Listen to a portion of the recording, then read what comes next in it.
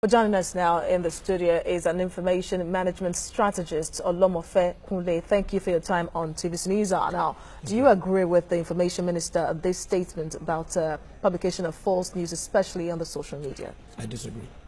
I disagree completely. Insurgency and terrorism can never be compared with false news or fake news on social media.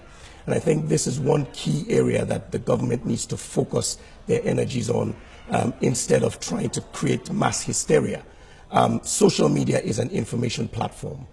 You have all manner of people, educated, semi-educated, intelligent, some a little bit unintelligent. So it's true, if you pass information to those people and it's false, it could create, some kind of a spiral effect or a domino effect. That is very true.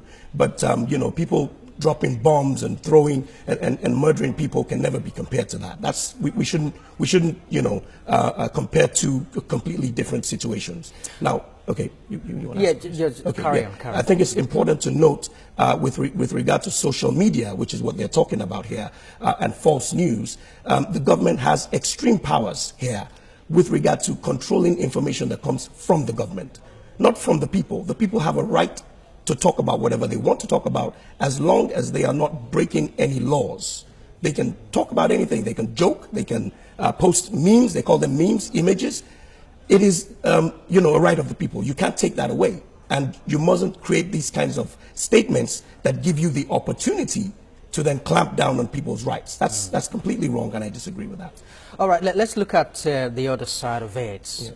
How important information management is to governance, yes, accountability, and transparency in governance. That's a good question. That's a good concept to look at.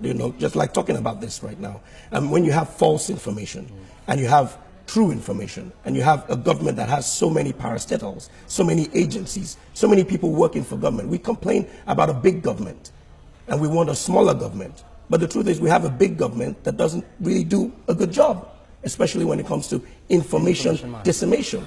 You have to put information out to counter the false information. And the funny part of that is you have a power to put good information out before the false information comes out.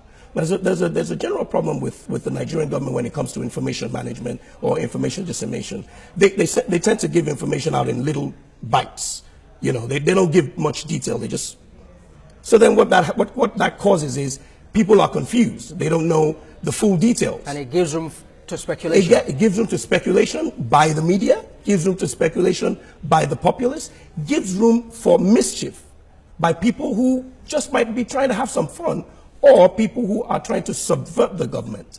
So really, the fault starts from the government. Well, isn't that what the minister is trying to say in essence, really, that someone in the comfort of his room could just post fake information on the social media, and then people, for example, the northeastern part of Nigeria could act on it, or something as sensitive as what is happening in southern Kaduna at the moment. You call that a chief executive officer of a company, an entertainment company, was arrested by the DSS some days ago because he accepted and said that his driver gave him false information that he thought was real, and then apologized to the public, and it was picked up because they said it could have instigated more violence, more people, to carry out violence in the southern part of Kaduna. And this is what the minister is trying to say, that there is need to check dissemination of false information, especially on the social media, which is pretty much difficult to control. I have to put this to you, though. How far different from that is living in a police state, when somebody can't post information that he believes is true,